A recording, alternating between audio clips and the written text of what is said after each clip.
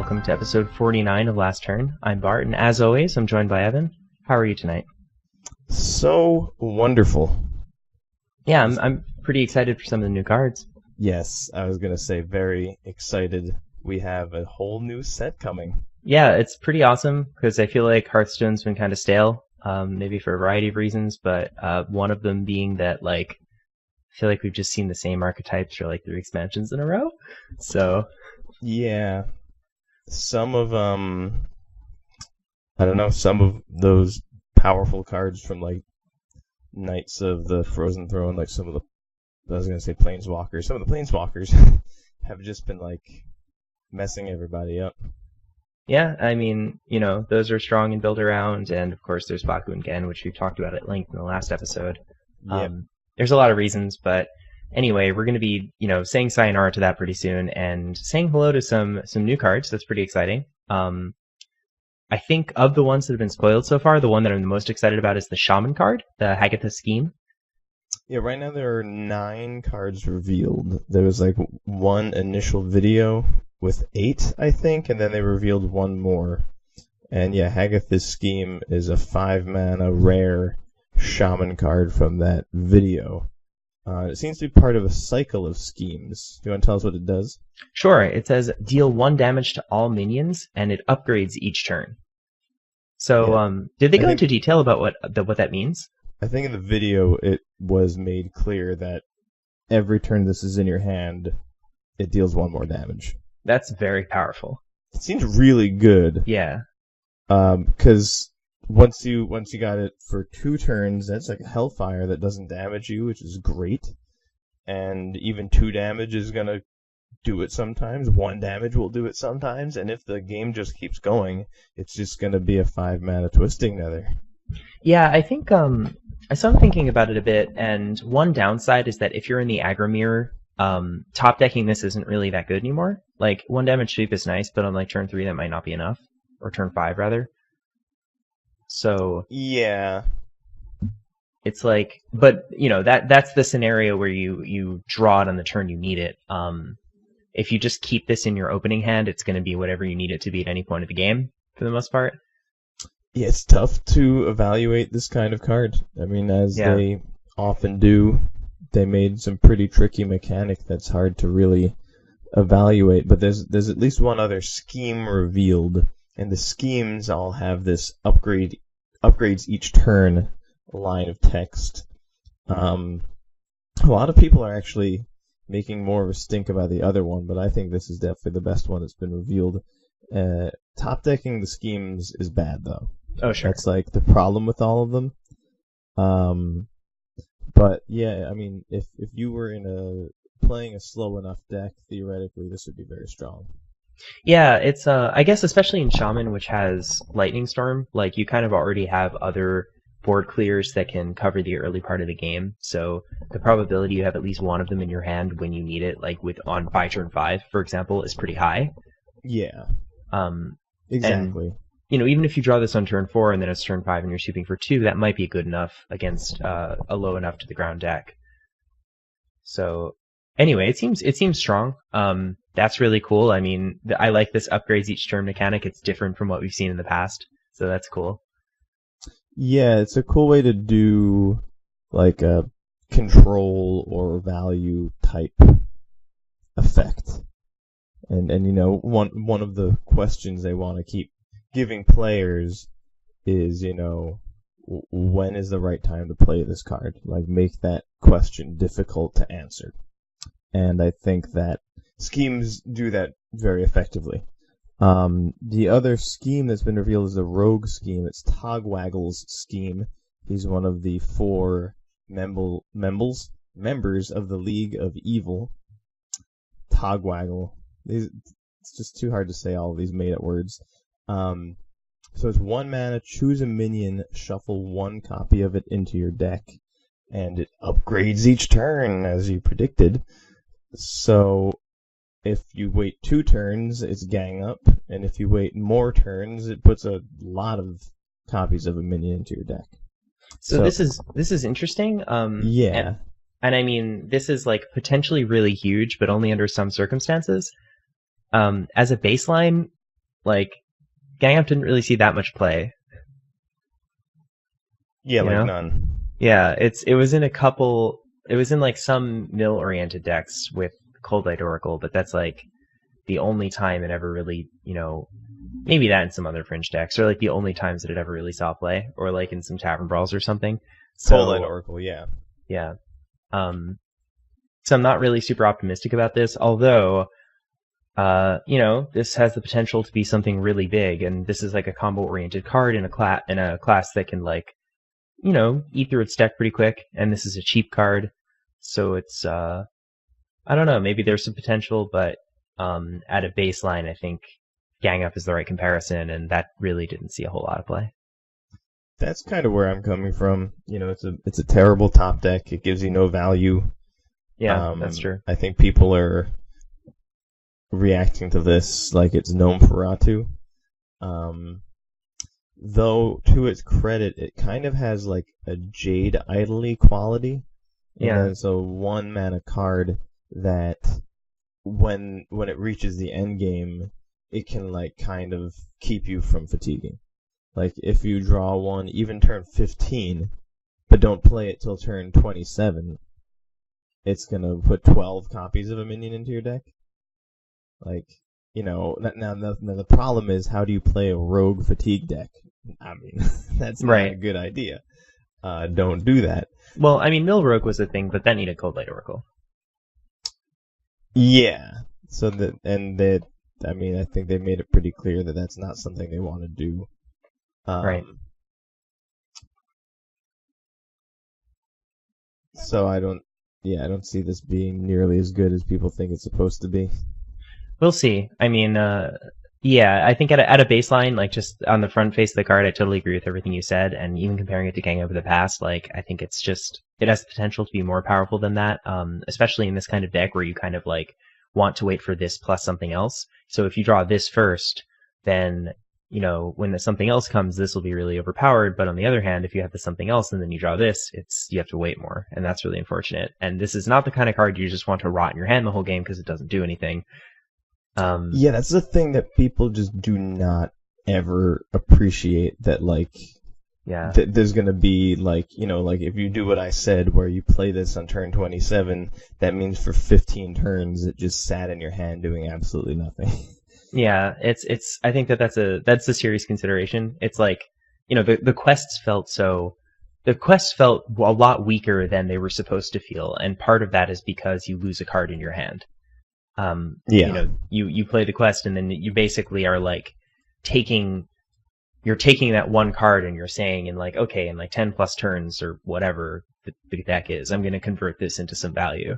But you're taking a loan on a card out of your hand, and that ends up being really huge in some matchups, especially like if your opponent's putting pressure on you. Like imagine you're playing aggro and you have this in your hand on turn 1. Like, what? No. Yeah, that's not going to work out, at least not in Rogue. No. If you are a warrior with a 4 armor hero power, that's a different thing. Yeah. This it feels very Dead Man's Handy. Sure. This card. Yeah, and that was another card that saw play but fringe play. Yeah. Probably less play than it should have, just because the deck was so miserable and nobody really wanted to play it. But it doesn't stop people from playing other decks. That's true. That's true. But it was very slow. But yeah, that's like I like the idea of a scheme. I like a card that gets better every turn because I like long games, and I'm looking forward to seeing the other ones. Yeah, me too. I mean, I'm hopeful as always. I think that they've learned a lot about their game in the last, in the however many years it's been out. So we've seen a lot of really interesting stuff come out of them. Some more broken and interesting than others, but like, I think they've demonstrated to us that they can take cards that look bad and make them play well. Yeah. Also, cards that look good also helps. Like, I like the direction they're going with Shaman. Like, oh sure. It was a lot of like, it was face Shaman and then garbage Shaman, and now they're taking it like more in a control direction, I think, with card like Hagatha's scheme.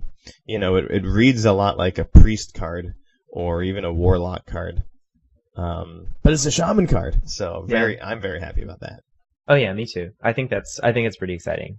I agree with you. I think that Shaman has been this sort of aggressive mid-rangey class for a while, and I think it's time to see the other side of it because its cards are definitely not exclusively aggro cards. They're or exclusively aggressive. They're like kind of all across the board. So it'll be cool to see a control shaman for maybe the first time. Yeah, I think you could. Yeah, Shudderwalk was like combo control. Yeah, sure. But I mean, it's control to the extent that a combo deck has to be control, right? Yeah, well, to the extent its cards allowed it to. Right. It didn't have like Innervate, Auctioneer, Nourish, Ultimate Infestation. Sure. couldn't just draw its whole deck, so it had to do something else, which was play control. Right. But yeah, like a non-control or non-combo control deck out of Shaman is way more realistic with Hagatha herself around. Yeah, so actually, that's interesting. With Hagatha Scheme, and Lightning Storm, there's actually a ton of board clear that Shaman has access to.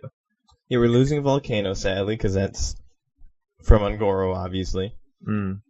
But Hagatha Scheme, I think, is going to do a very good job replacing it, though. I kind of like Volcano a little bit more. That card's amazing. I think so too. Yeah, I think Volcano is often enough to kill whatever needs to die. Like very rarely is it not. And I think in the situations where it's not good enough, Hagatha Scheme probably will not be good enough a lot of the time. Yep. And also, Volcano is just a much better top deck. On the other hand, Volcano overloads you twice, and Hagatha does not. Yeah, the lack of overload on Hagatha's Scheme is pretty baller. Yeah. That leaves you open to do something on your next turn, something a little more powerful to catch up and not allow your opponent, you're not giving your opponent like 2 turns of you kind of being down, 1 turn for playing the card, the other turn for being overloaded. You're kind of just like snapping right back after you play it, and that's pretty cool. I think that a card like Hagatha's Scheme promotes a back and forth, and like an intricate back and forth, which I think is what they want, where like, when you're hitting turn 3, 4, and 5, if you draw the scheme, you can start planning for it. You can start scheming for it. Or if you draw it turn 5 and it would suck to play it, then you need to like figure out, well, I can play a Feral Spirit now, and then it'll deal 2 damage next turn, and when they attack my wolves, they'll go down low enough for 2 damage to kill them. But you have to kind of. And I think Shaman's good at that, because Shaman can do like pretty sick stuff really efficiently, like Earthshock. Like they have some pretty efficient, cheap cards. So between those, kind of like staving off your opponent from doing quite enough and buying yourself turns, you then get rewarded by a bigger Hagatha Scheme. Yeah, that's pretty cool. It'd be cool if they give like more cards like this, like maybe to certain other classes, or even a neutral, like a minion schemer. It gets +1/+1 every turn it's in your hand. That'd be interesting. Yeah, that would be interesting. Yeah, I mean, they might. That would be pretty in line with like Paladin or with Hunter. So we'll see. I think that there's a bunch of design space for this kind of effect. But I'm in. They got me. And yeah, I also love the flavor of the set. It's fucking awesome. Yeah, I mean, you could even do something with like Warlock that's the card's really, really good when you first get it, but it's really expensive, and it gets worse every turn it's in your hand. That's kind of cool. Yeah, I mean, there's a lot of ways you could take this effect. I mean, I don't know if there's actually a lot of design space for that sort of thing. At least, like, I feel like that could lead to some really, really terrible to play against cards. But anyway, it's cool. I'm excited. Oh yeah. So, now that we've looked forward a bit and we've seen sort of what's to come, we wanted to talk about something that's been with us the whole time. Hearthstone has a really interesting structure in terms of its rotations and in terms of its sets. That's a little different from a lot of other card games. I'd say all other card games, in that the classic and basic sets are eternal, but none of the other sets are. So, we wanted to chat about the consequences of that. So I think that this is an issue that comes up. I think people like Kibler have talked a little bit about this, and it's been discussed at various points in the community with sort of varying levels of ire. The fact that classic and basic are with us forever. Yeah. But I think it's an issue with a whole lot of nuance. And it's certainly the fact that classic and basic are eternal is, I think it has pros and cons. And I don't think that like simply having purely rotating sets would solve many of the problems that are brought on by classic and basic being there, and it would also create some new ones. Yeah, so, it would definitely make new ones. Yeah, for sure. So, I'm not necessarily going to land on either side of this, but I think it'll be interesting to talk about some of the pros and cons of having a non-rotating classic and basic set, because I think that like this has a tremendous impact on Hearthstone. That's like it goes pretty unsung. A permanent effect, and yeah, it kind of just become like it fades into the background because you're so used to it. Yeah. Like anyone, I mean, that's what you're playing with when you start playing. So no matter who you are, your Hearthstone journey begins with that exact same pair of sets, and then you're playing with the new sets, and then that's Hearthstone, and that makes sense. And that's like really slick. Like that's definitely a pro, right? It increases accessibility in a lot of different ways, and also like your ability to get back into it. You've mentioned as well. If you quit for a while and come back, hey, your classic and basic cards will still be legal. Yeah, I think so too. Some might be in the Hall of Fame, but you know it happens. Yeah, so the Hall of Fame is something that's like kind of a solution to some of the disadvantages. I think we'll get there. But I absolutely agree with you that it's like it's in the background, it's coloring the game for you, and it is the way that you enter and begin to understand Hearthstone. So like where Magic has the color pie, where there's this contract between the developers and the players that, red has burn spells, blue has draw spells, green has big creatures, and et cetera, et cetera. The classic and basic sets form that contract between the players and the developers and themselves. About what every class is going to be good at and what they're going to do. So I think that Classic and Basic do a really good job of very explicitly communicating class identity. Like, if you're a new Magic player and you just pick up a set, you start drafting and maybe buying some precons, like, it might not click to you that red is the burn class. But when you're handed all of your basic cards, it becomes really obvious what classes are doing what. Yeah, which one, mage isn't using weapons. Right. And Hunter's not armoring up. Like, that doesn't take very long to absorb. It's really well executed. I think so too. I think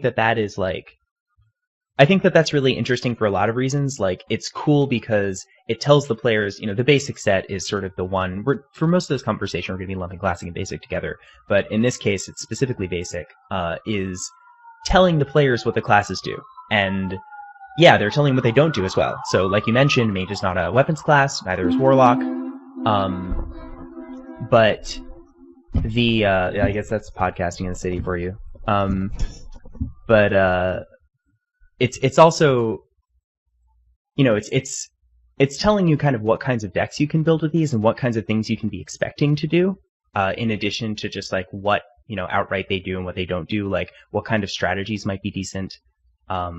When you're playing, like when you queue up against a mage, it tells you like, okay, this is the kind of effect they're going to be using against me. And these are the kinds of cards I might have to look out for.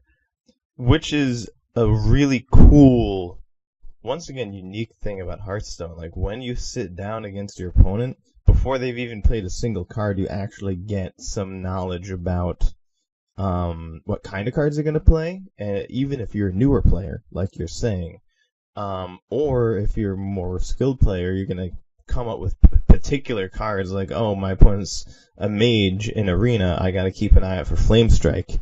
You don't get to do that in Magic. You don't get to do that in... actually, you do kind of get to do that in Artifact, but definitely not in Magic. You got to... The first land they play or something like that is kind of the first hint at what they're doing. So that's a very good comparison, the classes and the color pie. But we kind of rely on the basic and classic set to establish that. Though it doesn't have to be that way, right? That's the whole point, is that maybe this should be changed.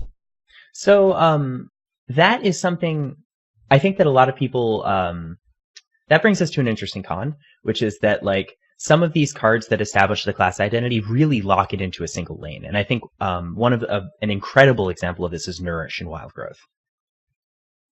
So, you know, in the past several expansions, basically since, you know, Jades were around, and after that, we saw Druid doing a lot of the same thing, which is playing decks that ramp to some late game and then they do late game stuff.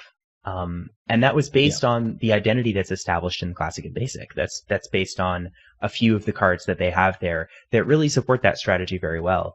There were definitely a few specific cards that would be easy to name that were always in all of those decks. Yes, exactly. And I mean, there were even some that like historically were in a lot of these decks, like Wrath, but that just sort of stopped showing up, but could be in those decks in the right circumstances.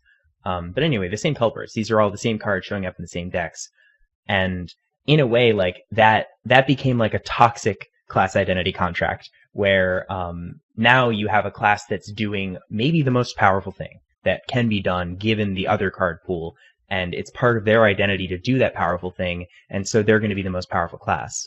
Similarly, if you ever want to take the class in a different direction, then that's way harder. Like, yeah, it's so deep into what it's already doing. Like printing an aggro minion that would work in Druid after they built up the late game cards so thoroughly was not easy. The like cheap Druid minions often did not get played. Yeah, past, exactly. 2 years, like Tortle and Forager is a 2-mana 2/2 2-for-1. Dendrologist is a 2-mana 2/3 2-for-1 potentially. There's a bunch of other like cheap Druid minions that looked like they could be good and could be cool, and we talked about them in a set review at some point, and then people played Nourish and Ultimate Infestation. Yeah, you just Nourish, Ultimate Infestation, Branching Paths, Wild Growth. Well, that's half my deck. Like, that story has been repeating itself for over a year at this point. Yeah, it's been from, what was before Year of the Raven? Year of the Mammoth? Mammoth? Yeah, that sounds about right, because it was in Goro. Yeah, so that was like, you know, Year of the Mammoth stuff that we're seeing, basically when Frozen Throne came out. And... Yeah. Yeah. And that's when the 5/5 ghoul showed up on the scene. Yeah, indeed. Yeah, and then they like nerfed cards, and it was still the best class. Like they nerfed Spreading Plague, and people were like, "Okay, we're still gonna play 2 copies, though." It's insane. Yeah, right. It was really funny.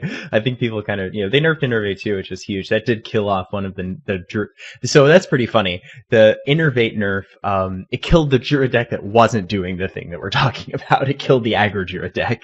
Yeah, there was also, I mean, that's just a testament to how out of hand Druid's power level got. Yeah. Is that not only did it have everything we just said, there was also a period where it had enough to go that direction or be that gross, but in the other direction in an aggressive deck, that instead of having this really stupid, unbeatable late game and getting there really fast, it has this really stupid, unbeatable early game and got it really fast. Yeah, exactly. It would cheat on mana like either on turn 0 or on turn 5. But cheating on mana, yes, that was the consistent part. If it was ever playing a combo deck, it was using a twig that let them cheat on mana. Yep.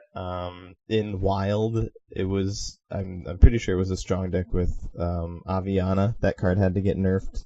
And this is the Starliner Druid deck too. Letting you cheat on mana, like that part of their identity is really dangerous. Yeah, it's, and it got so out of hand, it was making them the best at everything. That was the meme. Yeah, I mean, so that's but like in a way that is that's bad for players for obvious reasons. It creates a balance problem, but it's bad for players for another. It's bad for developers, and because it's bad for developers, it's bad for players again. So it's bad for developers because like the flip side of this class identity contract is that these cards actually restrict design space. So that's fine. Like it's the color pie restricts design space also. You're not going to make a red counterspell in year 2019, but and there's analogs in Hearthstone as well. You're probably not going to make like a priest direct damage spell. No, that exists. That's actually kind of hard to come up with a good example for something they're not going to do. Like a hunter board clear. I mean, that kind of exists in like Explosive Trap. Well, there wouldn't be a card that's like a 2-mana hunter spell that says gain 5 health. Like, Oh, for sure. Yeah, like Hunter that's Gain never Life. going to exist. Yeah, or like Rogue Taunts or even Rogue Gain Life. So that's like that's another one they sort of explicitly mentioned. And that was one of the reasons behind nerfing the Kingsbane deck actually, is because it broke Rogue's class identity by giving it access to a strong life gaining effect, which is something they didn't want it to have. Yeah, that was it went right past Priest into Death Knight. Yeah, right. So this is this is an issue. If this can be an issue in the case of Druid, I think is like one of the most recent and biggest defenders of this, where they have created a set of cards that's so powerful that you just want to play those cards in whatever shell you can. The being Nourish and Wild Growth and Branching Paths, Ultimate Infestation. Maybe not even Ultimate Infestation. You just want to play those cards in whatever deck you can because of how strong they are. They're so good at everything. They get you to the parts of the game you want to get to faster than your opponent, and they let you beat basically any kind of deck. So now when you're designing cards, you might have this really cool idea for like, hey, let's give Druid synergy for going wide with trees, and it's like very nature-y, and we're going to make a ton of support for it, and nobody's ever going to play it. Womp womp. Yep. So basically they've created a situation where they made a monster and it's too strong. And the answer is not to, outpower that monster, because then you already have an incredibly strong class. It doesn't make sense to give them even stronger tools. You just hold yourself into either designing cards to help out a single strategy or designing cards that won't get played for, another 6+ months. And that sucks for the players. It sucks when a new set comes out and you see a whole, 10 whole cards that are not going to do anything. That has definitely happened with Shaman. It's happened with Warrior. Yeah, totally. That's a super terrible feeling for, I'm sure, the developers, and definitely for the players. Players complain about it all the time. But I mean, if you have to be a designer for a living, like designing in that kind of situation must be really, really discouraging. Yeah, it's not the way to weaken Druid would be to give it worse cards, but who wants bad cards? No one wants bad cards. Yeah, that's no fun. Nobody wants to, it's not a solution to print bad cards that don't work with these cards, because then they don't get played outside of like casual or people making meme decks. And it's okay to make bad synergistic cards like Johnny cards. That's a fine thing to do. That's good for the health of the game. But that can't be a crutch, and that can't be like all of the cards you make. Yeah, it's sort of like printing money. You wind up creating inflation. Right. That's kind of what overpowering Druid was like. It was like inflation. Oh yeah. It's like power. I mean, power creep is the term people use, right? So, yeah. You have the average power level or the required power level for a card to be playable in this incredibly tuned, Druid shell that uses all of these ramp spells is like pretty high. High enough that you're not printing that many cards at that power level per expansion. And Druid's already so strong that you really don't want to give it a lot of powerful cards. So it's like debt and inflation. It's just a really bad combination. Yeah, you're just stuck. Yeah. So this is that's unfortunate. That is a very, very unfortunate downside, is that like it restricts design space because the new synergies have to be good with existing cards. And Druid's a really good example, but like I think there are sort of other examples too. There are cases actually where they've subverted it, but it's kind of rare. I think that maybe talking about a case where they've subverted is interesting. I think Hunter is one of my favorite cases because Spell Hunter was like unfathomable. Remember when To My Side was released and nobody thought it was a real card? It just it had so many threads on Reddit of people making fun of it, and then it saw play in a really good deck. Yeah, that and Rock Delar. Yes. Like it was just like at the time Hunter was hurting, and Hunters I think were thinking I'll pretty much take any, and there were going to be legendary weapons. We found out that there were going to be legendary weapons, and we saw priests, and I feel like Hunter was basically thinking I'll take anything besides a 7-mana weapon that forces me to not play minions. And that's literally what the card does. And yeah. I Yeah, remember that. but then, like you're saying, holy crap, the deck's amazing now. Yeah, it actually Hunter saw is play. spanking people left, right, and center for months at this point. Yeah, and I mean, Hunter has been crushing, and it has a ton of viable decks, and I think Spell is not the best deck, but it's still a good one. It's still like a viable Hunter deck. Yeah, I think there was a point in the meta where, because of like the abundance of one of the other like 5 Hunter decks that's really good, it could have been the best one for the Sure. meta game. But it's definitely really strong and way better than a bunch of other decks. Oh yeah, it's definitely a strong contender. You can pick that and get it to Legend, if you wanted to. Deck But restricting cards are like so like tough in Hearthstone because those seemed impossible and bad. Keleseth seemed impossible and bad. Baku and Gen, even Master's Call, which is like a really recent card, I think was yeah. mostly people were like, I mean, you gotta take out like Houndmaster Shaw, like that card's amazing, and then people just threw Timberwolves in and started working. Right. Yeah, people are like, "Oh, just play at least 4 1-mana 1/1s. It'll be fine." But these cards that have deck restrictions seem to very frequently be better than people expect. Yeah, I think those are especially hard to evaluate because when you do when you look at the card and look at its effect, and then you're trained, so you do the level 1 reasoning of like, all right, well, what do I have to give up to play this? You start thinking about how good the things you're giving up are in their existing shells, and that's a little bit fallacious, but that's also kind of the only way you can evaluate these cards, and that leads to a lot of trouble in actually evaluating these the right way. But They're really cool. It's something I love about this game. I think so too. I think it's really cool. But yeah, so Spell Hunter is a case where like spells was not in Hunter's identity from the beginning. That was not like a basic and classic set identity. That was something that was sort of slowly built into the class over several expansions, and then when it finally came to fruition, it was like beautiful because it did synergize with secrets, which are like a core Hunter mechanic that is something in classic and basic, and Hunter does have access to a bunch of really cool spells from classic and basic, but like they're not built to be spells.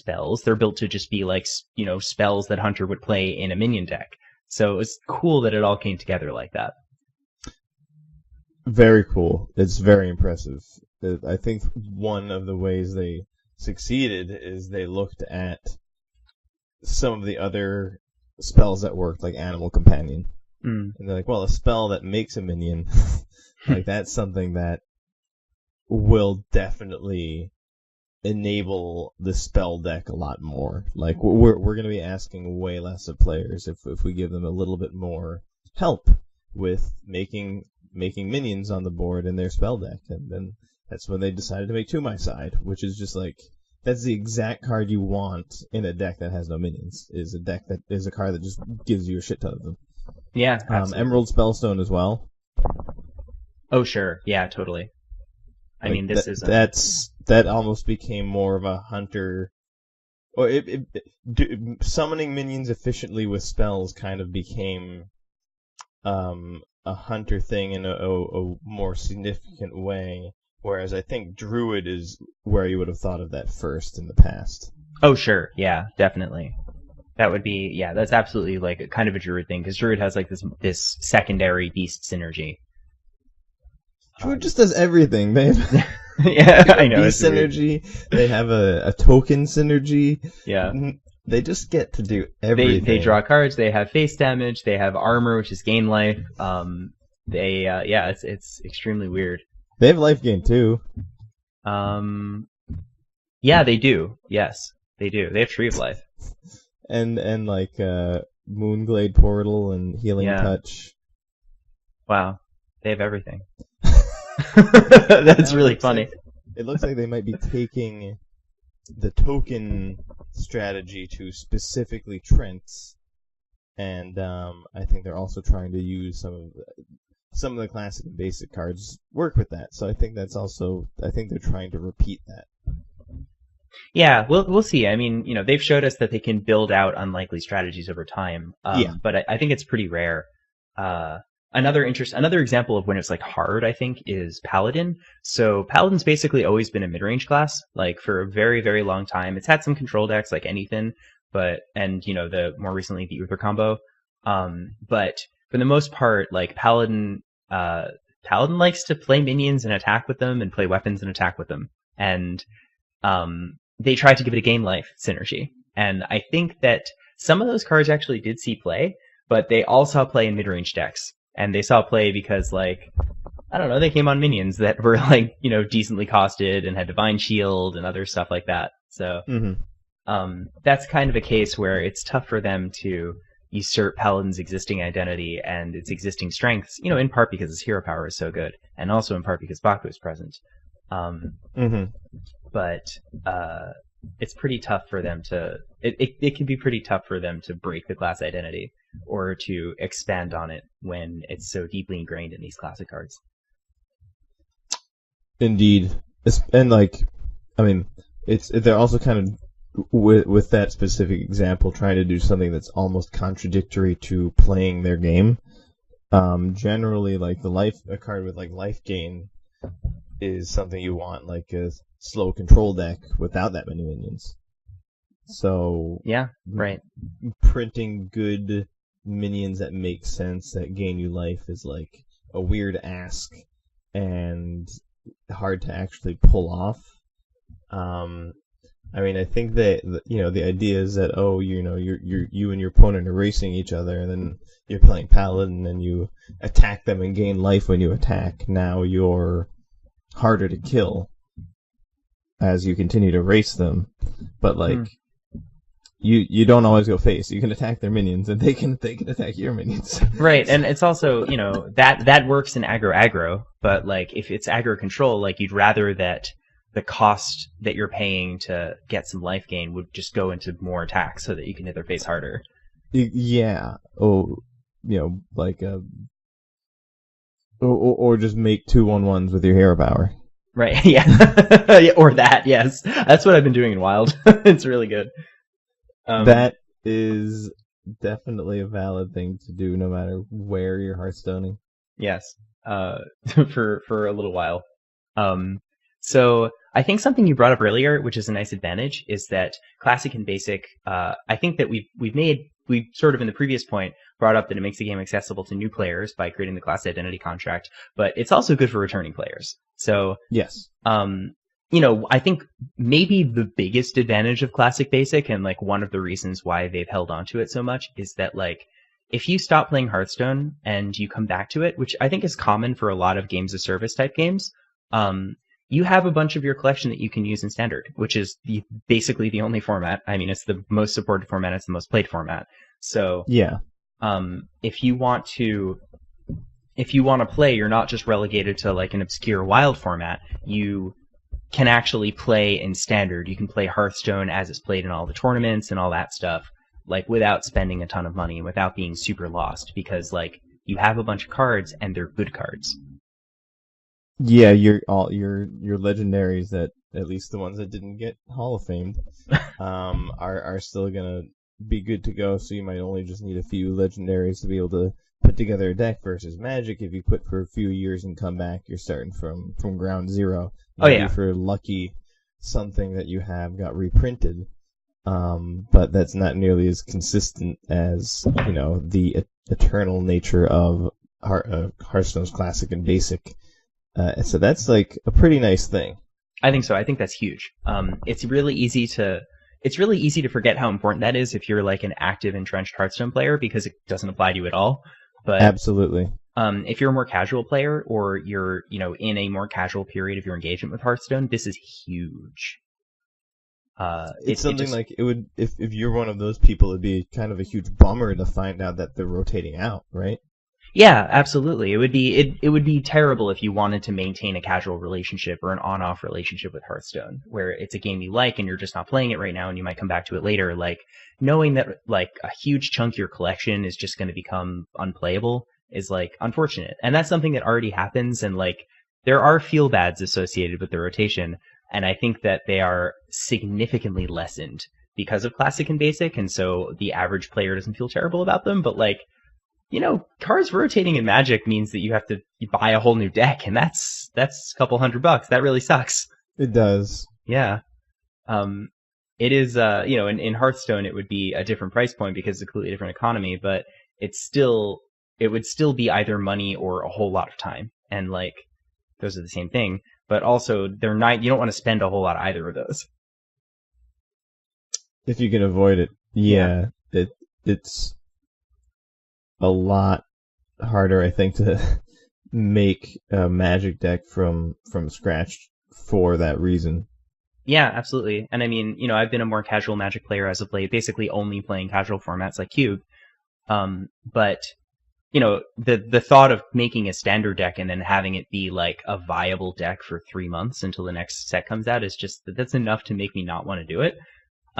Yep.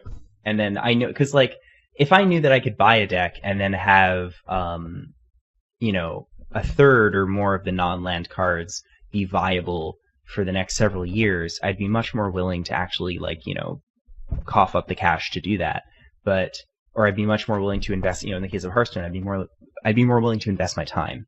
But it's not like that in Magic, but it is like that in Hearthstone. And that's like, any solution that involves scrapping Classic Basic or rotating Classic Basic has to surmount this somehow, because this is like enormous. And there are proposed solutions to that, but they come at disadvantages to Blizzard. Like what? So some people have proposed the idea of Classic Basic is that you have a core that's present in every year, right? So what you could do is not have that. You could not have a core that's present, or you could have a rotating core, and this rotating core would contain parts of Classic Basic and maybe some other cards that are like from other sets, like TGT even. And this is like, it's partly Classic Basic because now people are getting cards from their older collection that are coming into, the cards that people used to not play with are now like in Classic Basic. So it's a little bit like your old cards are usable. It's like you're sort of keeping cards, but it's random. And that would be really interesting. They would actually give them a lot of space to like play with this idea of Classic Basic and, pulling back, for example, if they wanted to pull back like the mechs from Goblin vs. Gnomes, that would have been really timely with the mech theme expansion that happened recently in Standard. So this way you could kind of grab a subset of the cards from that set, maybe some cards from TGT, some cards from Classic Basic, and then amalgamate them and make your own sort of core set for a year and put that forth. And then you still get the benefit of players' old cards being useful, but without the sort of stagnation that is Classic Basic, and without the fact that like the broken cards in Classic Basic are still broken because you could just rotate them. So this would be a core set. It would be a core set. That's exactly right. It would be they would be doing what Magic does. If you're not familiar, they basically do what Bart said. Actually, they used to do what Bart said. They would have after the first 3 sort of iterations of the very first Magic cards in 1993 and shit. They had 4th edition on until I think 10th edition was the last edition, and the last time they made a legitimate core set, but the core sets would be exclusively reprints. That was the idea.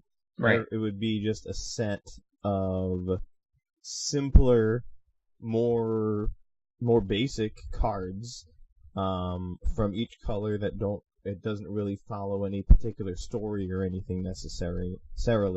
But it does what the Classic and Basic sets do in Hearthstone, which is fleshes out very clearly what each color does.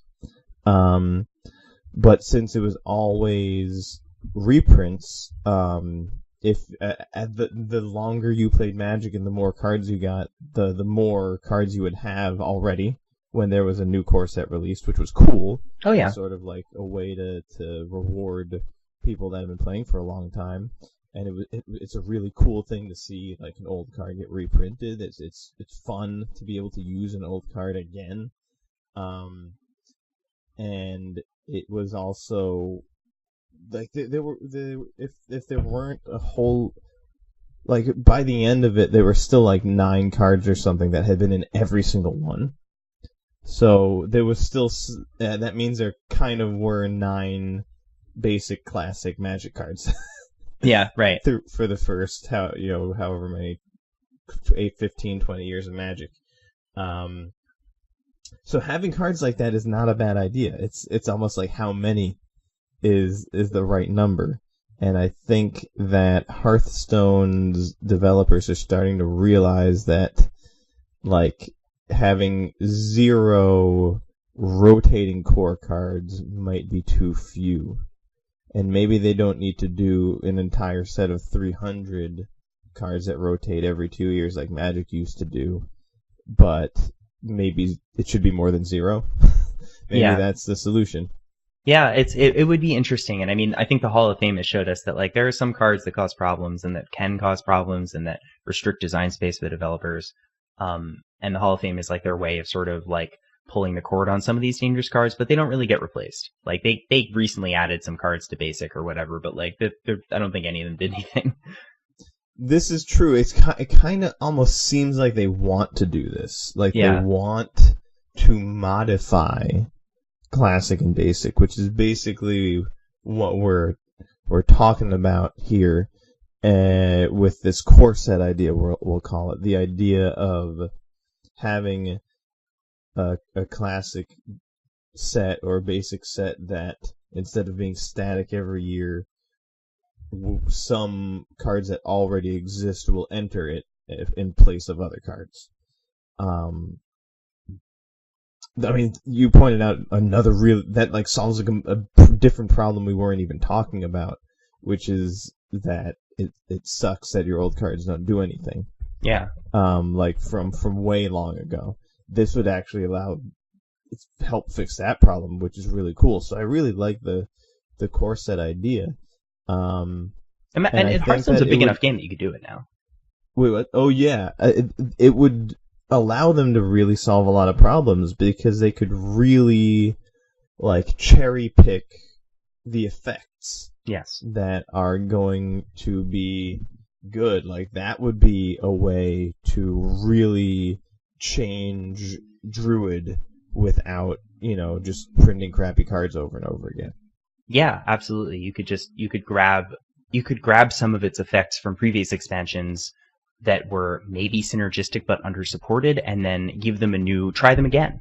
Because, like, that's, there's a really unfortunate scenario when you come up with an effect, you iterate on it, you develop it, some synergistic archetype for Druid, and you release it, and it doesn't really get played, or it only sees fringe play, or only one of the cards saw play, kind of working out in some deck that was doing something else. Like, when those cards wrote, like, from there, the developers have, 2 choices. They can decide to print more cards and try to push the archetype more, which, if they fail, really makes the players very angry. People really didn't like all the discard synergy coming out. And for Warlock, for example. Or they can just table the idea and then, like, they don't really revisit it. But maybe those cards didn't see play because there were some other temporary cards that would eventually rotate that were just, like, overshadowing them, like maybe, I don't know, Ultimate Infestation.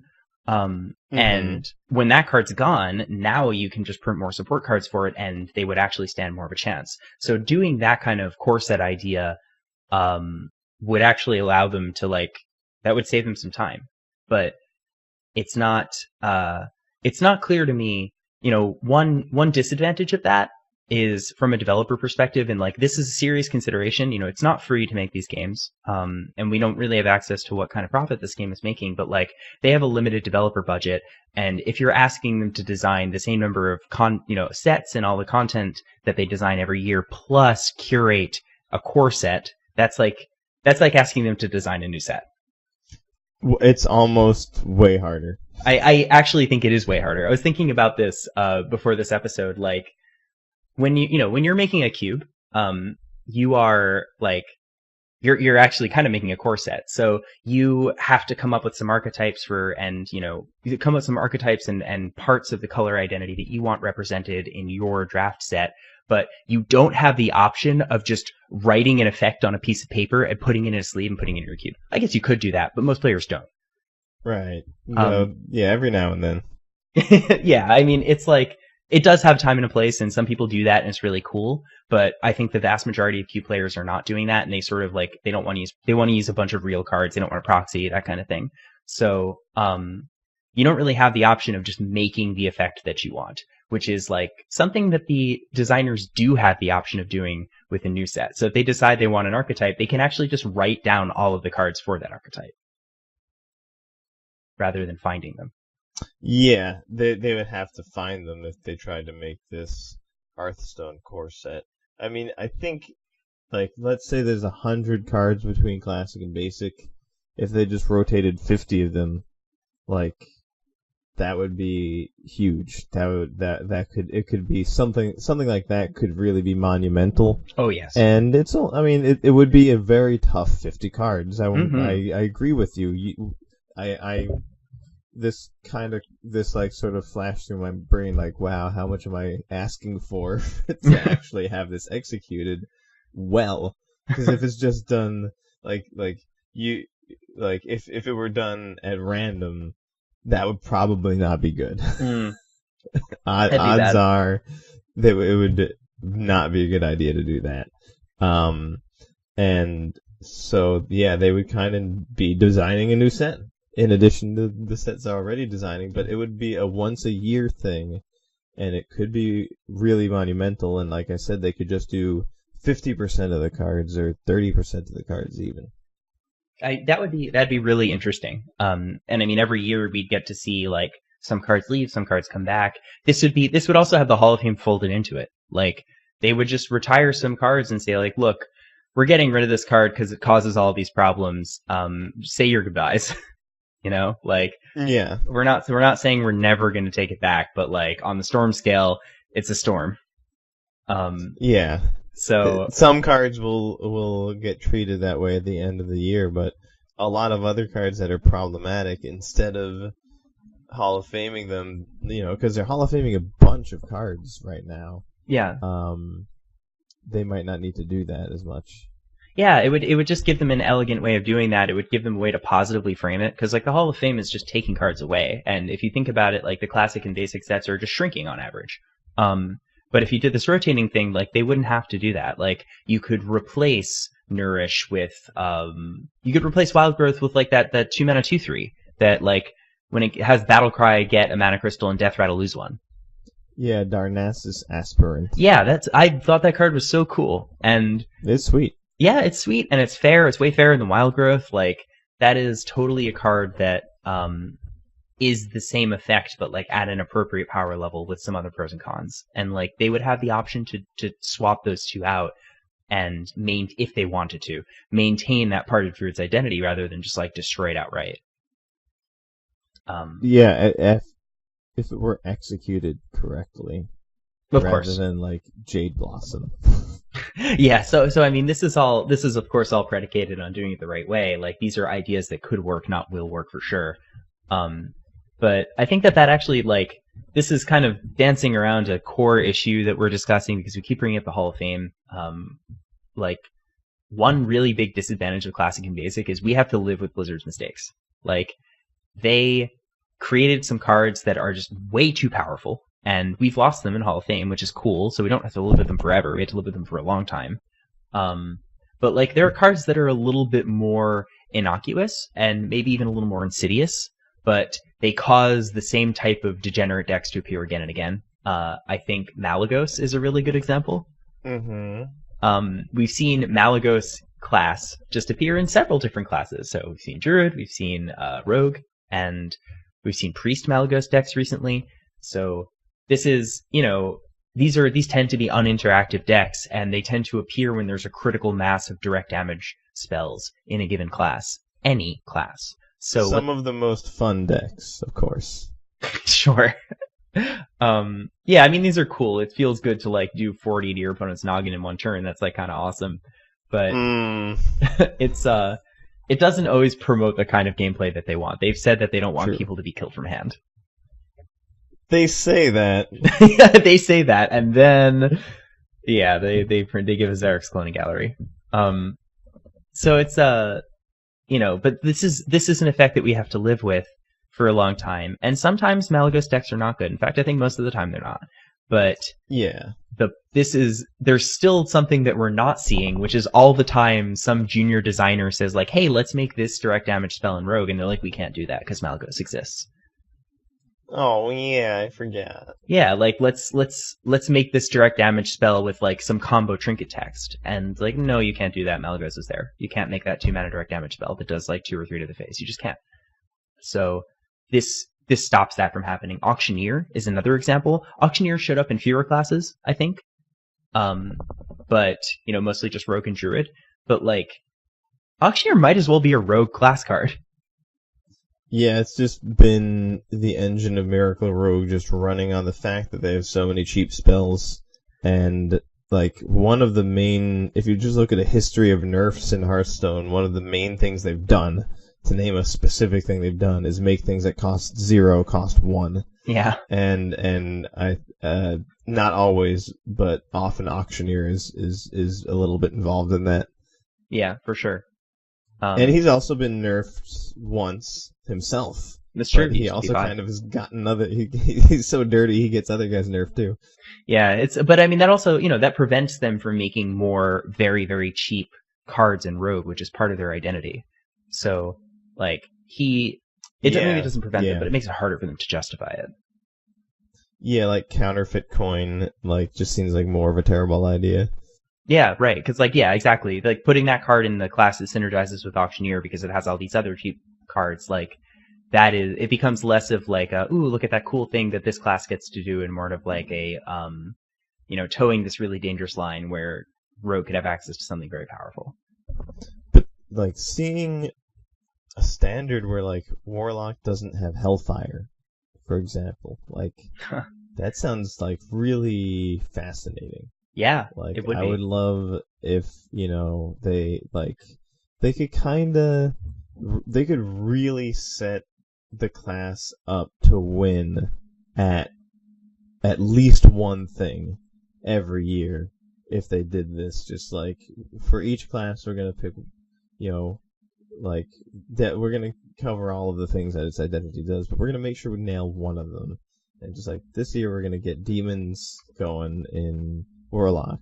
We don't even need Hellfire. Let's take Hellfire out and have another demon in Warlock this year. Yeah, like, that'd be that awesome. would be so cool. They could still print cards like Defile in all the 3 sets that are going to come, and maybe they could put Defile in the core set. But they could sort of like just tweak little numbers, to put like the little nuance changes. There's 2 more demons legal and standard in Warlock than there were before. That could be all it takes for there to be a completely different face to that deck. And that is a really really awesome point, and like it allows them to clear away cards that could make that deck obviously broken, and also clear away cards that would just take up space and not contribute to the deck. The deck could be N decks. Like it could be cool that they would nail one, but they could nail as many as they wanted. And but it would also give them the opportunity to like tweak effects a little bit more. So like Hellfire doing 3, maybe they wanted to make Discard Zoo like real. Like this was the year where it wasn't just going to be like some fake deck. It was going to be like a real deck again that is strong and synergistic and feels strong to play. And it's not like you're surmounting your discard by just playing a ton of bad cards. You're using your discard for value. Then Hellfire might not be appropriate. Maybe you want Hellfire, but instead of taking 3 damage, you discard a card. Yeah, they could print something like that instead after they rotated Hellfire out. Yeah, where you still have a card to do that, but it can actually work with the strategy you want. Yeah, and like there's I think maybe Hellfire's not the best example for this particular point, but like it'll help. It's fascinating to think about rotating Hellfire, but it allows them to like tune effects by rotating out effects that exist that are already too similar and then replacing them with like the similar card that's slightly different. Fireball, I think, is another really, really good example of this. Like, you can't really make another Fireball for Mage, because then direct damage Mage is too strong. Yeah, they could make something like 5 mana for 7 damage and freeze the target. Like Ice Ball. Yeah, right. But after they rotate Fireball out, they could print that card. That'd be so cool. Yeah, that would be... I think people would like that a lot, to see, like, these cards they're familiar with, like, do new things. That's effectively what's happening here. And when they can, they do that. Like, they love throwbacks to old cards. It's one of their favorite things, and I always love when they do it. Oh, it's so cool when they do it, yeah. Yeah, it's something that they know we love and they do frequently, but this, to some amount, like you said, they can't do it because these certain redundancies would just be toxic. So they can actually achieve these, like you said, tweaks to cards, but like it's the same kind of thing we love. Like we love dealing 3 damage to minions for 4 mana in Warlock. So give us that, but instead of damaging players, it discards a card or it summons a 1/1 demon, something like that. So it changes a detail about it. That would be a really smart way to do it at that point. And then they're kind of saving themselves a little time. They're kind of like, by figuring out one thing in the core set, they're also figuring out a card in the future set. Yeah, definitely. As opposed to now they have their core set to work with, and they have to design all their cards in the context of the core set cards. So we have to live with the static identities that were created, and Druid's good at everything, and it's always good at everything, etc. And now they would have the option to just tune down parts of the classes that they think are problematic and enhance the parts that they think are underpowered. And that would be that'd be great. Yeah, there's probably just they're probably roughly a year ahead. So there's probably cards that were suggested that were really great that someone had to be actually you have to scrap that, because if you just play fireballs, 2 fireballs and 2 of those cards are going to win every game. Yeah, exactly. And that's cards like those could come out and shine, and be we awesome. could play with them. Yeah, I mean, because there could be really interesting versions of those effects. We're basically spitballing Ice Ball and stuff like that, and those are maybe not so interesting, but Roaring Torch is a pretty cool card, and maybe when that was around, Tempo Mage was really good because it had a critical mass of face burn spells. But cards like that are neat. That is a neat version of Fireball that could potentially exist in a healthy way if Fireball is not around, or some other cards like Malagos, perhaps. Yeah, it definitely can be. That's the kind of card that when you have enough other burn spells, it's going to just be used in a really rude way. Yeah. But if not that, then it's actually just a really solid card in a control deck for keeping yourself from fatiguing. Yeah, definitely. Another thing, another part of my Hellfire thought is basically some people might be sick of that. Some people might be okay, Warlock Hellfires, I kind of I get it. I don't want to get Hellfired anymore. I don't want to get Holy Nova'd. I don't want to get Kill Commanded anymore. I'm sick of getting Fireball. I'm sick of getting Kill Commanded. They could rotate some of these cards out. That would, I feel more than, if they wanted to spice things up, that would be way more of a way to spice it up than adding the new cards they're adding. I think so. Certainly they should destroy the identity of the class, but some of these cards, I think if they did a poll, a significant number of people would be I would not miss that card. Yeah, yeah, it's true. I mean, I agree with you, but I think that Magic has shown us that you don't have to destroy the identity of the class to do this. But Magic has also shown us that the identity of classes is not fixed, and it's not even monotonically changing. It's something that sometimes blue drifts away from counter spells, and recently it's drifted back towards them, and it's red has recently gained a new type of evasion in Menace. It's gained its own type of drawing in terms of exiling and having to play the cards on that turn that you exiled them. These are new ways, new effects that the classes have that are part of their core identity now across many sets that fit into the old identity that those colors had. So they could absolutely preserve and iterate on these identities, and maybe one year they bring Mage in one direction, and then the next year they're yeah, so last year was the year of the Fire Mage, and this year it's the year of the Ice Mage. I was just gonna say that, and that sounds so fun. Yeah, that'd be so cool. I think that Yeah, that is a really interesting solution that I think like it definitely solves a lot of the stagnation problems, but there's a big problem here, which is that less of that set is now in your player's hands on rotation. That's unfortunate for somebody who's a free-to-play player. Wait, what? So like when when let's say the rotation's about to happen and everybody has classic and basic, right? So the rotation happens, they still have classic and basic. They still have all 130 cards or some large fraction of 130 cards that they can play with, however many cards there are in classic basic. But if they were to change the cards that are in classic basic, they might have fewer of them.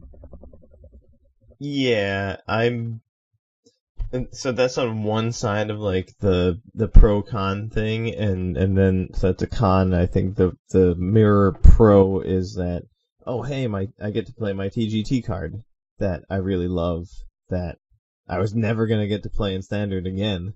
And sure, I can't play some of my classic and basic cards in standard, but I can play this awesome TGT card. It's very good for older players and entrenched players. I think it's less good for new, but Yeah, so specifically new players, like even returning players would be fine, but Yeah. a new player would be like, damn, that sucks. Like let's say let's say that's gonna happen at this coming rotation, and like you just start Hearthstone now, like that would suck.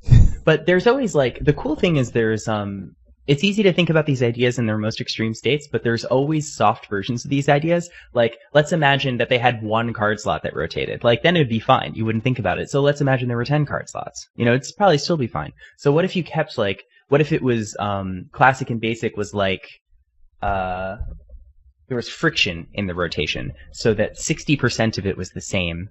They guaranteed that 60% of the cards in this set are going to be the same, from year T to year T plus 1.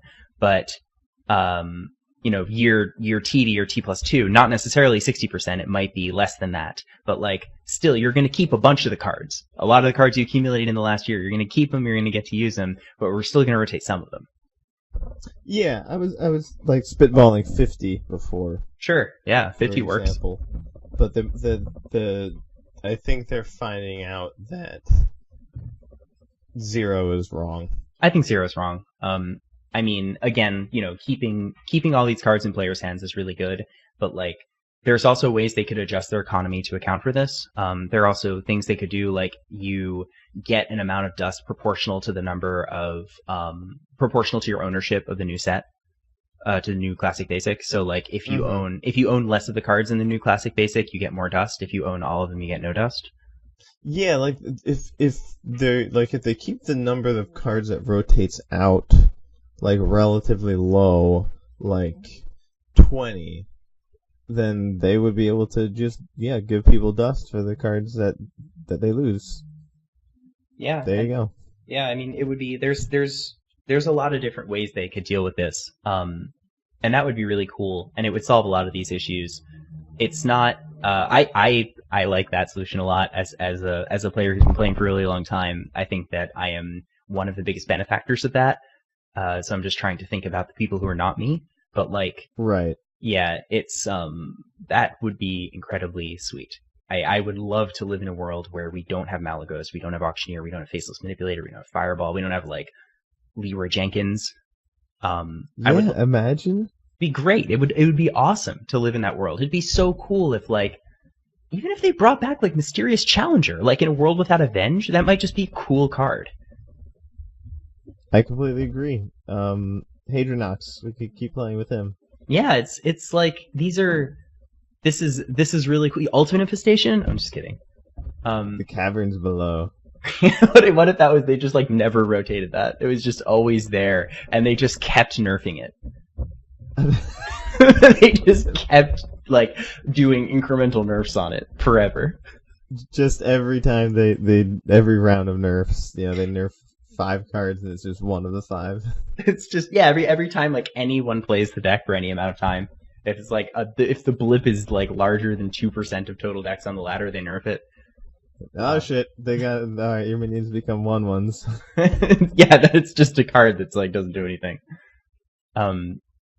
Yeah. So this is Classic Basic has a lot of problems, but it has a lot of pros. There's definitely ways they can play with it. I feel like I feel like the Hearthstone developers are more conservative than they used to be. So I'm not Hmm. holding my breath for any of these changes. But Yeah, I mean, it seems like it would be at least a year off at the soonest, right? yeah, right. I don't think we're going to see that this year. That would be something they'd have already told us. But But since they've been Hall of Faming cards for at least the first few times they did this core set idea, or partial core set, um, they could add more cards than they take out, right? yeah, totally. Like they could be like, all right, you're gonna lose 15 cards, but we're adding 20. Yeah, absolutely. And I mean, when they nerf a card that's in Classic Basic, it's especially unfortunate because it's like, sometimes the nerfs just really put the card in its grave, and then it's like that class just lost one of its cards forever, and it's not going to get replaced. It's just there and it's bad, like Fire War Axe. Yeah, just taking up space versus if if it can make it till rotation, then they can kind of save it. Yeah, and I mean, this has interesting effects on Wild. I think that that's okay because Wild is like relatively less played, but there is a Wild community in Hearthstone. It is sizable. One cool thing that this does for this, this does something cool in that like it kind of lets Wild players relive some of their nostalgia, but like in Standard. But it also means that cards that are super problematic can just get rotated, and then they get to stay at an appropriate power level in Wild. Like the average power level in Wild of cards would just be higher because now if you have a Classic Basic card, it gets to stay. Classic Basic card that's playable in Wild. If it gets nerfed because of Standard, then that sucks. You lost a Wild card. But now if it just gets rotated, like cool, you get to keep your Wild card, and Standard doesn't have to deal with it anymore. Yeah, like one of the first examples I think of is Black Lotus in Magic, where instead of nerfing it, they just rotated it out. And Yeah, now you can play one copy in the wildest format there is. But that's pretty fucking cool. yeah, I think that's great. Counterspell is another example. So like, just vanilla 2 blue Counterspell was a little too good, so they made it Mana Leak. And that was their way of like, Counterspell's still there in the formats that it's playable, and like, it's not good enough because this doesn't cost 0, but it's Standard and Modern don't have to deal with it. They have their Mana Leak, and that's good enough. But the card still gets to exist without being changed. Yeah, right. It doesn't get adjusted. And I just, there's reasons why they have to do that. Is because it's a paper card game, and like they can't just magically make all of these paper things say a different thing. But whereas in Hearthstone they absolutely can do that. But I still think that there's like advantages to the solution that they have that like maybe Hearthstone could draw on. And I feel like iterating on Classic Basic is a place where like these are decisions they made when they were all scrubs, when they had been designing Hearthstone for 0 time. Like these are the oldest That's cards in true. the game. Like they've learned so much since this set's been made. Like they can totally get in there and clean it up. And I feel like there is this conservatism that's preventing them from doing that. Whether this is the best or the way they would do it, I don't know, but probably not.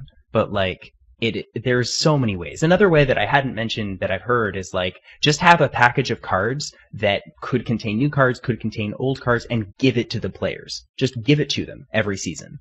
And you could have that package of cards be relatively small. And then you could make, in order to compensate, because you still want players to be like trying to get the same number of cards for their collection, you could give them maybe a core set of 50 cards and then just increase the size of new sets a little bit. That comes with a lot of design overhead and at basically for no additional profits, but it would be more fun. Yeah, well, you know what? If they give you dust for cards that you have that get rotated out, you can create the ones that you don't have that are rotating in, theoretically. Yeah, it's very similar. And then, you could just change the contents of the classic pack so that when you open it, it has whatever is currently legal. And you could even just, instead of calling it classic, you could just make the classic pack stop existing and call it like, this is the Year of the Raven pack. Yeah, the year of the Dragon pack, that would be perfect. Yeah, and I think it would communicate what it is. or Year of the Dragon core pack or something. Like I feel like people would understand that. It's not like super complicated. It is additional complexity, and that is something that I think that they're very, very afraid of, for, reasons, I'm sure. But I don't think it's a whole lot of additional complexity. It would be pretty cool if, like, it was just in the list of packs you can buy, actually. Like, keep plastic and just add core. Yeah. Like, that would be really cool. Just like another, I mean, from a business perspective, adding another thing people can spend their money on sounds pretty smart. And, I don't know when they would do it, though, because they always release a set at the same time they do the rotation. So when would they actually do the new core set? They don't have to do it at the beginning of the year. They could do it. They don't have to do it even once a year. Maybe it should be like a twice a year thing.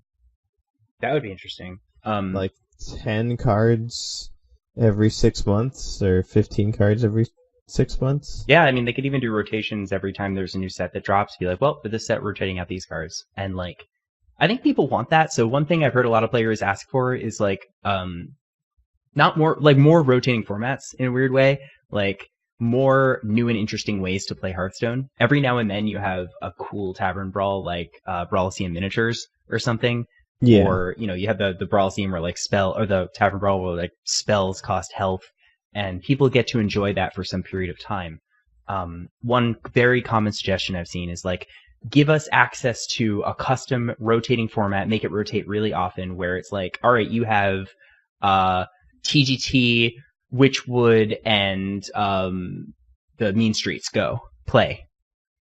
Like, yeah, almost like build your own block constructed.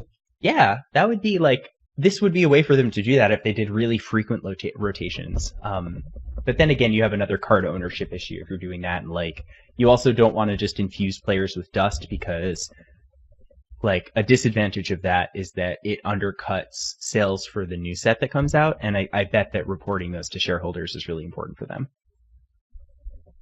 Yeah, they would need to, like, implement, like, for that week they would want to make, like, those packs available again, or like a bundle that has those packs, Oh, that is really interesting. Yeah. But you could like, if it's just 1 week, like, but the entire week, not like a Tavern Brawl where it's only 4 fucking days or something like that. Right, yes. But legitimately a whole week. If you don't have the set and you don't want to buy it, then you just don't do it that week, and you do it next week, Yeah, that would actually be interesting. If, like, even, completely aside from Standard, if they just had this thing going on the side, they totally could just bring those new cards into the shop, and then bring those old cards, into the shop, and, like, players might purchase them. And yeah, have a bundle. Like, I bet that so few people actually go and buy packs of Goblins versus Gnomes, but if you offered a sale on them, like, I don't know, once a month, like, on some random old sets, some random, like, welcome bundle sets that were just otherwise not being played, like, people go nuts for that. Yeah, what they could kind of do, like, all right, we're gonna keep one set the same for this month, and we're gonna try, it's gonna be like GVG, so you can buy a GVG bundle. And for this whole month, we're going to be doing GVG and 2 random other sets in this format. So, like, at that point, you're going to be able to use the cards the entire month. They could do it if they're concerned people still wouldn't want to buy them. And it would still be changing every week. Yeah. I mean, I feel like as long as it's rotating pretty quickly, a week or a month would still be fine. A week, 1 week would be crazy. That'd be so cool. Yeah, that would be super fun, and you just play it as much or as little as you want that week. That's kind of already what I do with Tavern Brawl, except it's just too frequently, like, garbage. Not good. Yeah, yeah, garbage is another word for it, and also, like, it doesn't last a whole week. And, like, sometimes there's a Tavern Brawl, and I want to play a particular card because that card would be really good in that Tavern Brawl, but then I'm like, I'm never gonna play it again. But then there was also this other crazy rotating format where God knows what is gonna be good. Then I'd be more inclined to like craft those cards, and then I would need to buy more packs to get more dust. Yeah, and like so if you think about this as like a permutations problem, so like let's say they had 3 legal sets at a time. It's like 3 legal sets and classic basic, or just basic and 3 legal sets. And that's your like block constructed. And let's say it rotates once every month. There's so many sets in Hearthstone that like to explore every possible combination of 3 sets would take them such a long time. So long that like maybe the space of possible combinations would increase faster than they're exploring it because of new sets coming out. Yeah, we might actually be past the tipping point, right? Yeah, because if there's too few sets, then like you'd actually explore them at a faster rate than they're created. But once you have a sufficiently large number of sets, then the new combinations of set that are introduced by adding one more set is going to exceed the number of months. It's going to exceed 3 months, basically, exceed whatever the inter-expansion interval is. And I think we're almost certain. I haven't done the math, but I would guess that we're past that point. Yeah. So that's pretty cool. Yeah, let's see that. Forget the classic basic discussion. I just want to see block constructed. That would be so much fun. Yeah, that'd be really, really cool. I'd probably spend a lot of time on that. I feel like that would really revitalize a lot of players' interest in the game. And I feel like Tavern Brawls are kind of stagnant. Maybe they're not. They keep doing them, but I don't know. I feel like that'd be a really cool way to use that part of the menu to you could even call it the Tavern Brawl. Like you could just rebrand the thing. You could. I mean, I think that they've also kind of like declined, but maybe it's just that I've gotten used to them. But this, like you were saying, it's very easy to see that you could do a bunch of different ones, like, no problem. There's already way too many different combinations. Yeah. Maybe we should... Versus coming up with a completely new Tavern Brawl. Yeah, that'd be really interesting. Maybe we should get a couple people together and actually do this on our own. That's what was crossing my mind, like, if I could... Yeah, like, or if we could just build your own game mode kind of thing, that would be sick. But I guess you can kind of, just manually enforce it. Yeah, right. You can just you can enforce it, like, we could organize a Discord. I mean, I don't know how big it would be, or like maybe just within our friend group or something. But I bet there are a couple people who'd be really interested. I mean, we have a lot of friends who've been playing Hearthstone for a long time, and I'm sure they'd love to bust out, some of their old cards. And we have a bunch of brewers among us, so that'd be really fun. I think this is a good idea. Yeah, I want to do that. We should do that. And, like, with Magic sets, since for the history of Magic, they've mostly been in blocks of 3 sets, a lot of the cards in a set will be pretty dependent on something going on the whole block. Like, drafting Legions and 2 other sets that aren't Onslaught and Scourge, which are that's the original block is Onslaught, Legion, Scourge. If you take Legions and then try to play it with like Mirrodin and Plane Chase, it's gonna be really awkward and crappy because that set was really designed to be drafted with Onslaught and Scourge. But in Hearthstone, even though there's essentially these it's kind of like blocks of 3 sets in a year that are part of a year of the Mammoth or a year of the Raven or a year of the Dragon. Thus far, at least, they've still been like completely independent sets. Right now, it seems like the sets will be dependent story-wise, but effect-wise, they still might be just as independent as they always have been. So, yeah, you could... I think basically every single combination of 3 is going to have some unique validity to it, versus like a lot in Magic, you would just cross them out because you have one set that's all beasts and elves, and the other set is cards that need you to be playing artifacts. Right, yeah, absolutely. Yeah, I feel like Magic is very, very synergistic, and I think Hearthstone's a little less synergistic. So there's more just one-off good cards in Hearthstone.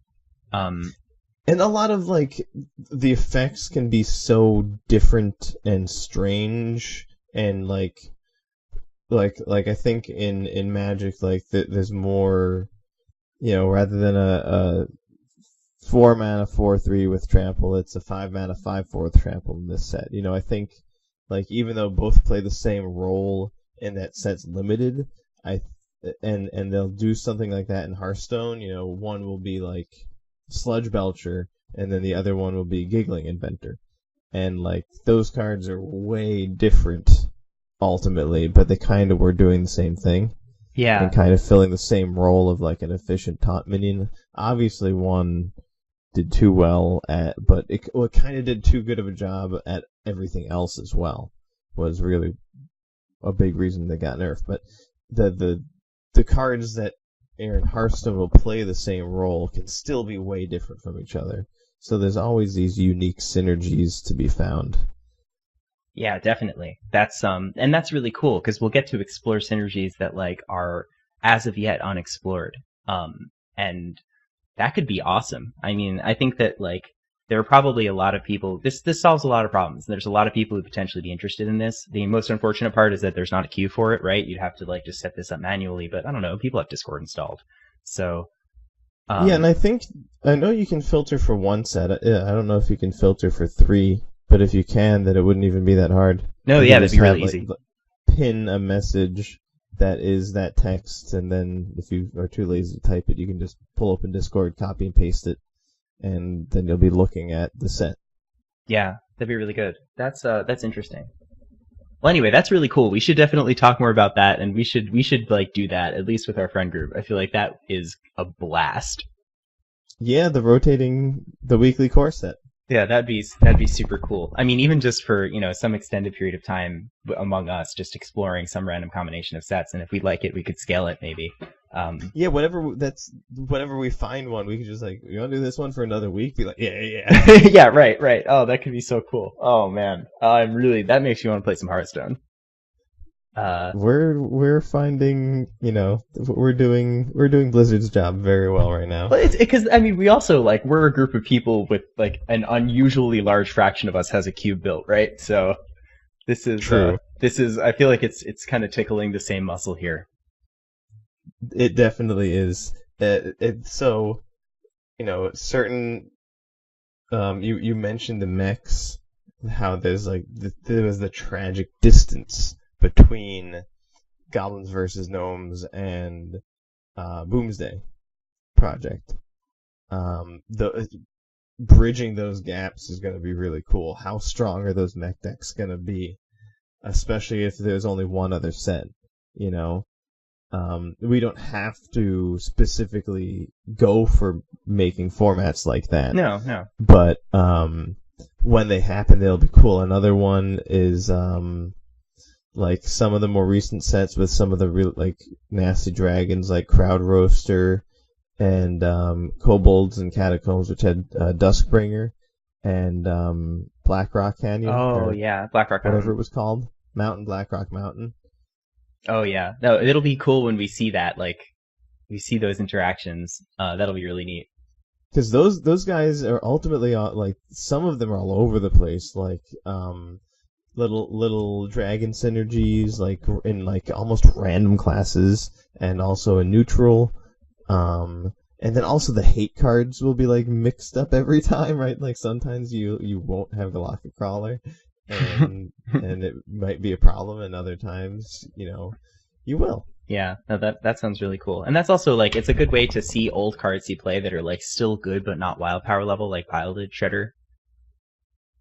Yeah, I guess one thing that we don't know is what is the problem? Like, are they not getting enough new people to play, or are they losing too many people because they don't want to play anymore? And I think that the bringing in of the old cards it seems to definitely be a way to keep people that have been playing for a while, and it definitely doesn't have any benefit to someone who just started playing. So that's like a really like this is definitely a nuanced issue, sure. Like we said. But if you want to try and find one line somewhere, one definitive line, you can kind of see there if you can figure out if your goal should really be about retaining the longer time players or getting the new players who's spending more money, I guess. I don't have any of that information, but with that information, they could maybe figure out, should we be taking out 10 cards? Should we take out 20? Should we take out 30? Yeah. I think I'd be very happy if they worked that math out and realized some number greater than 0. Yeah, for sure. This is a deep issue that it involves considerations like you were mentioning at every level, and I think knowing where your game is making its money and knowing where it's losing its money is really important for knowing whether you have to do this. Because if they're still getting a ton of new players, this makes it a little less accessible to them, and thus it doesn't make sense. But if their population is declining, then it might actually make sense to do this, because that means that you're losing existing players faster than you're gaining new ones. Yeah, and I don't think the right solution is to try to get new players even faster. And I think one reason, and this is something that Wizards, I think, understands, is that if you have these really entrenched players that are into it, that makes people want to play. Like, seeing the Pro Tour and knowing the Pro Tour is happening makes people who don't play Magic more interested in it. Yeah, absolutely. And want to play more. But wait a minute, you can win thousands of dollars, and there's these huge tournaments and all this stuff, and so the fact that Wizards success really put in the effort to make this amazing game that unfolded in this unique, extraordinary way over decades is having all of these payoffs. And if you focus too much on just making sure you're getting lots of new people, then you won't have that. And I think that there is some amount of interest and attention that Hearthstone gets from really popular streamers that stream Hearthstone that are really great and successful, and people participating in tournaments, and those will go down if they don't keep the game interesting for entrenched players. And if those go down, you're going to hurt your odds of getting new players. And if those go up, if tournaments get bigger and bigger streamers play more new you'll get more new players by retaining those old players. Yeah, I mean, I think a really amazing example of this kind of thing happening is Super Smash Bros. Melee. A game that came out almost 20 years ago. That until I think now it might just be in its final decline. But I say that, but it has been in a decline before, and then saw a resurgence with tons of people starting to play the game for the first time. This game that came out in 2001. So and that's because the entrenched players are so happy with it, and the community that was entrenched and expert in this really, really amazing game were they loved it, and it just was irreplaceable for them. And this is because the developers did a lot of things right, and also screwed up a few things incredibly. Yeah, they screwed them up in the best possible ways, and then because of the perfect set of very weird mistakes, you ended up with the most skill-intensive fighting game of all time. It sure is something. It's fantastic. It's fantastic. It's so amazing. No one could ever do it on purpose. Yeah, I completely agree with that. And that's why it happened by accident. Yeah, it's really good. I think that's a good place for us to wrap up. Do you agree? Yeah, I think that Blizzard should definitely listen to this episode. I agree. Do a bunch of the things we said. Yeah, I feel like we had several ideas and discussed several really interesting ideas on air. I'm super psyched to do rotating, custom format Hearthstone with you and others. That we should do that at the next PTTH. That sounds fantastic. Yeah, I mean, we can start that immediately as far as I'm concerned. Yeah, I want to talk about that tomorrow. And yeah, maybe not tonight, but definitely tomorrow. Anyway, so if you want to hear more about that, which we're definitely going to do, check out our Twitter. Definitely. And we're going to be posting deck lists because sounds like it's way too cool to not do. Anyway, follow us on twitter.com/LastTurnHS or facebook.com/LastTurnHS. I think that those two places have exactly the same content posted to them. So that is a good place to check out our content. You can you can also, if you're listening to us right now, you know that we're a podcast. So you probably got us from a podcast source. Perhaps you got us from iTunes. Maybe you got us from Stitcher or SoundCloud directly. That's actually the people we pay to host us. Maybe you found us on Google Play, or maybe you're listening to us on YouTube. So these are all places you can get to from lastturnhs.com. We have links to all of our, the places where we distribute content, or at least many of them. Additionally, because there's a new set coming out, we do host a spoiler every time a new set comes out. So please, come check it out there. Let that be your spoiler website, where you go and look up all the new cards in Theorycraft. You can come check it out on lastturnhs.com. We keep it nice and simple and pretty, and you get the cards, and that's should be all you need, I assume. Yeah, I mean, I think so. That and maybe a pen and paper or notepad or something. But yeah, so a new set's coming out, and we definitely have some brewing to do. So we will catch you guys next turn.